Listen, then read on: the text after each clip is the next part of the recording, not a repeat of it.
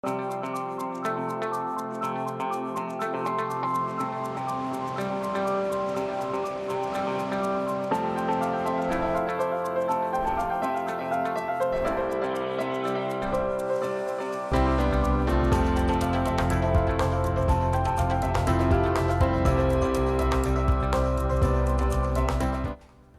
afternoon. Thanks for joining us across the fence. I'm Fran Stoddard. We begin today with a story that's part reality and part virtual reality. Ultimately, it's a story about data, gaming, and simulations designed to help understand the many factors that influence human decision-making. Rebecca Gollin tells us more. Research is the focus of the day at the University of Vermont Student Research Conference. Students from all disciplines present the results of projects they've been working on.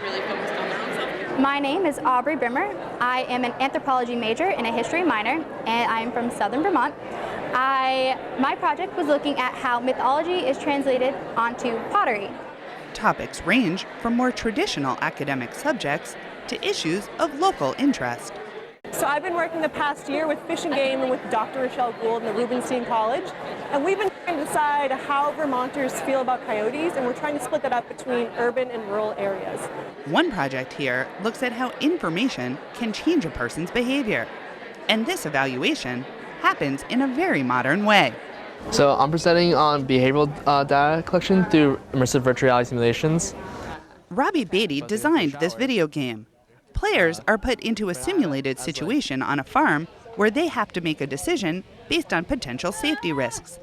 The way that money or points accrue means that the safest decision might not be the most profitable one for the player or virtual farmer. They have to leave the facility either going through the shower door, where they have to go through a biosecurity compliance, or they can walk out the fire escape. If they go with the fire escape, they have a chance of infecting the rest of the herd, and that infection risk changes, and how we present it to them changes each round as our treatment. Beatty knew when he came to UVM that he wanted to be involved in research as he worked towards a degree in computer science. That's when he found out about the Social, Ecological, Gaming and Simulation, or SEGS lab, here at UVM. Am I gonna hit somebody? No, you're okay. We actually use a lot of different tools to try to solve these real-world problems. SEGS lab director Scott Merrill is a faculty member with UVM's Plant and Soil Department, as well as a fellow at the university's Gund Institute. Much of his work focuses on looking at big picture problems. I would say in general, we're looking to develop potential solutions to some of these what I'd call wicked problems, the problems that don't necessarily have an easy answer and may not ever end. How do we improve mental health and getting people through the system more quickly and easily and helping those people? That's not a problem that's going to go away, but we might be able to make it better by looking at some of these things. How do we make the pollution issue in Lake Champlain better by changing people's behavior? The games designed at the SEGS lab are called serious games. Their purpose is to either gather data or educate. The game Beatty designed is one piece of a larger project. Bringing together some of the communication and messaging questions into the games and bringing some of the economic aspects into the games has been really helped us look at how we can influence human decision-making at different levels of decision-making in that production system. Julie Smith is a biosecurity expert at UVM who focuses on animal health and well-being. Her work includes looking at different management practices that can be implemented on farms to prevent the introduction of diseases and minimize the spread when they do occur. She's part of the team overseeing the multi-state, multidisciplinary project. We couldn't solve the problem of animal health with just veterinary science. We had to understand what was going on through social sciences to understand what were the economic drivers, what are the community social drivers, and how can we better communicate with people. So we can look at how people behave when there's a possibility that the climate will change and we'll have more floods, and we'll bring people in and say, okay, we'll put you in this situation as farmers. If this happens, what are you going to do? How are you going to relate to that? And then they might come out of that with not only providing us with good data, but being more educated about what could happen in the future and how they might respond to it. There is a twist. In order to get the most accurate results of how someone might respond in a situation where real money is on the line, the SEGS lab puts real money on the line. Participants come in to play the game and are paid at the end of their session based on how well they do. So we're paying people to play it, and they get paid based on how they play. And so that performance type of payout metric is a way that we want to elicit real-world decision making. And so this is a really exciting tool that's kind of bringing new lens to long psychological questions. So we want to learn about what makes people follow the rules and makes people break the rules. Luke Trinity is a master's student in complex systems and data science. Collecting data about how people behave can be tricky because there is no way to predict actual behavior in the real world. And she has been getting all the real numbers from actual farms. So this is all backed by actual economics. So we want to know, it's kind of the age-old idea of if your friend jumped off a bridge, would you? Trinity works with a group of collaborators to pinpoint what information will be the most useful for research purposes. It's great to be a part of this kind of ensemble effort where I'm learning from people. We've got economists in the room, people who are really good at computer science and sort of nerdy like me, and also ecologists, people who are going to go out to the farms and take readings from the water. So being a part of that is really cool, and especially the psychological questions. I love talking about, real results that can potentially, help to keep the lake clean in the future. For Smith, the information gathered in these games could be a way to see where people need more or different communication about their potential risks. We don't know your exact chances of getting a disease on your farm. We don't know exactly how susceptible the animals on your farm are the day that disease-causing agent comes on the farm. Maybe you're going to be okay. Maybe your animals are going to get sick. Maybe they're all going to get sick.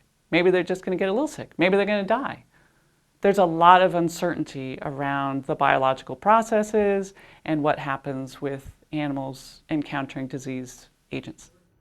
Helping people understand the risks are an important part of communication, but Smith says that the all-important next step is to help people implement those safety measures. It doesn't do any good to tell someone that they need to put up a fence if they can't afford the fence. So what is it that they really need? So if they can't afford the fence, can they use signposts? Are there other things they can do that create a barrier that they can use to help regulate the folks who are coming onto the farm? Sure. So there's a lot of options. So helping people choose the appropriate action and actually do it and do it consistently is really important at the end.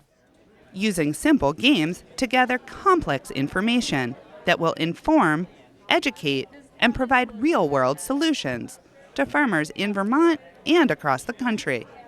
These researchers at UVM are tackling the big picture problems. At the University of Vermont, I'm Rebecca Gollin with Across the Fence. The SEGS lab is now recruiting individuals to participate in its gaming research study. For more information, send an email to segs@uvm.edu. The hot and hazy days of summer are behind us, but if recent history repeats itself, we're in for at least one more stretch of warm weather. And when the temperatures climb, we often see outbreaks of blue-green algae in Lake Champlain. To understand more, Across the Fence spoke with UVM professor Mindy Morales-Williams. We're at the waterfront at Lake Champlain at the public boat launch next to the Coast Guard station. And so what we're seeing is a bloom of cyanobacteria or blue-green algae. And what blue-green algae are photosynthetic bacteria, so they're not actually algae. These are one of the oldest living organisms on the planet. They're about 3.5 billion years old, and so they've had lots of time to develop ways to be successful and outcompete other things. And so that's why we see this really dense bloom and growth of cyanobacteria right now. They're great competitors for nutrients. They do really well in heat. And so they can really just be opportunists and take off when the conditions are right. They look like little globs in the water, so they might look green, they might look kind of white, they might look turquoise blue, but if you see that, that's a cyanobacteria bloom or the beginning of a cyanobacteria bloom. You don't necessarily have to see the dense surface scum like we see here for there to be a bloom in the water. The primary cause of these blooms are excess nutrients in the water. So anything we use to fertilize plants on land also fertilizes the lake. Lake Champlain is essentially a bowl, and so all of this runs downstream, downhill into the lake. Cyanobacteria, like any land plant, needs a few basic things to be successful. They need light, they need nutrients, and they need a source of carbon, so carbon dioxide from the lake or from the atmosphere. What's happening, there's a lot of phosphorus, there's a lot of nitrogen in the water, and so they are able to really take off. Because we've had these warm temperatures and stable water, they're doing very, very well, taking advantage of the nutrients and growing very quickly because they like heat, they like light, and they like the phosphorus in the water. In addition to the phosphorus coming from the watershed, there's a great deal of phosphorus in the sediments of the lake. So all of this phosphorus that is washed into the sediments has accumulated over time and can continue to fuel these blooms. And so they produce a whole suite of toxins depending on what is blooming. They can be hepatotoxins, meaning they can cause liver damage. They can be neurotoxins, which can cause things like tetanus-like paralysis. We don't know exactly what is blooming here and haven't measured the toxins, and so I can't speak to if they're toxic or not. Sometimes they're toxic, sometimes they're not. But the danger is they have the potential to be toxic. And so you don't want to swim in it, you don't want to ingest it. If you see anything like this in the water, you don't want to get it on your skin.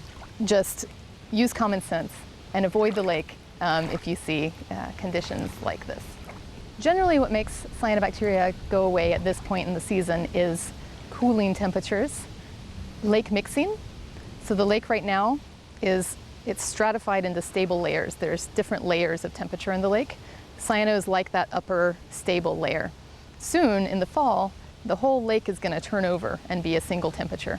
When that happens, the cyanobacteria also get mixed in the water column. And so generally that's what will cause them to die down. The important thing to remember is even when the bloom dies down and you don't see a lot of it in the water, that can be the most dangerous time as far as toxins. And so when they've senesced and when they break down, that's when they release toxins. So just because you don't see it in the water right after a bloom doesn't mean you should jump right back in the lake or let your pets swim in the lake or drink from the lake. So just need to use caution in that regard. Our thanks to Professor Morales-Williams for her insights. And once again, thank you for joining us. I'm Fran Stoddard.